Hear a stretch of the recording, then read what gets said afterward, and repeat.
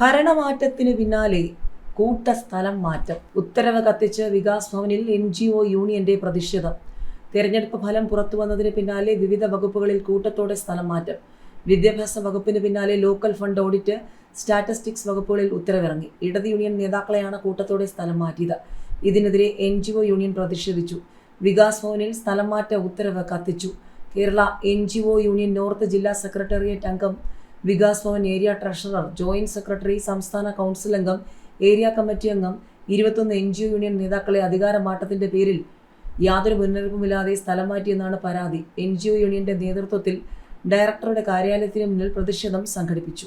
ഭരണമൊഴിയും മുൻപ് സെക്രട്ടേറിയറ്റിൽ ഫയൽ കടത്തം.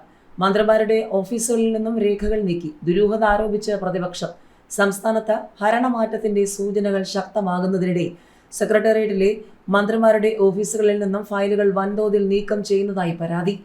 അനക്സിൽ 2 പ്രവർത്തിക്കുന്ന ഉന്നത വിദ്യാഭ്യാസം, ആരോഗ്യം, പൊതുമരാമത്ത്, കൃഷി തുടങ്ങി പ്രധാന വകുപ്പുകളുടെ ഓഫീസിൽ നിന്നും പേഴ്സണൽ സ്റ്റാഫുകൾ ഫയലുകൾ വാഹനങ്ങളിൽ കടത്തി. എക്സിറ്റ് പോൾ ഫലങ്ങൾ പുറത്തുവന്നതിന് പിന്നാലെ തുടങ്ങിയ ഈ നീക്കം വലിയ രാഷ്ട്രീയ വിവാദത്തിന് തിരികൊളുത്തിയിരിക്കുകയാണ്. തിരഞ്ഞെടുപ്പ് പെരുമാറ്റച്ചട്ടം നിലവിൽ വന്നതിനു ശേഷം പിൻതീയതി രേഖപ്പെടുത്തി നിരവധി ഉത്തരവുകൾ ഇറങ്ങിയതായി ആക്ഷേപമുണ്ട്. ഡിജിറ്റൽ സംവിധാനമായ ഈ ഓഫീസ് വഴി ഫയൽ നീക്കിയാൽ തീയതികളിൽ മാറ്റം വരുത്താൻ കഴിയില്ലെന്നതിനാൽ കടലാസ് ഫയലുകൾ നിർമ്മിച്ചാണ് ഇത്തരം അവിഹിത നീക്കങ്ങൾ നടത്തിയതെന്ന് സംശയിക്കപ്പെടുന്നു. ഈ രേഖകൾ പുതിയ സർക്കാർ പരിശോധിക്കുന്നത് ഒഴിവാക്കാനാണ് ഇപ്പോൾ അവ നശിപ്പിക്കുകയോ ഓഫീസിൽ നിന്ന് മാറ്റുകയോ ചെയ്യുന്നതെന്നാണ് സൂചന.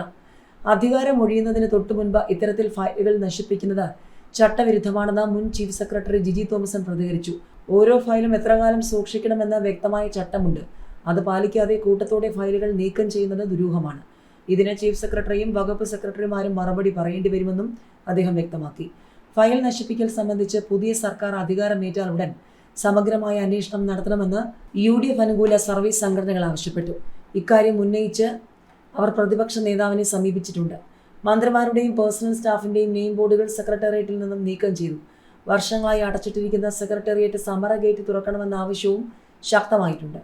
ഫയലുകൾ കടത്തുന്നതിന്റെയും നശിപ്പിക്കുന്നതിന്റെയും ദൃശ്യങ്ങൾ പുറത്തു വന്നതോടെ വരും ദിവസങ്ങളിൽ ഈ വിഷയം വലിയ നിയമ പോരാട്ടങ്ങളിലേക്ക് നീങ്ങാൻ സാധ്യതയുണ്ട്.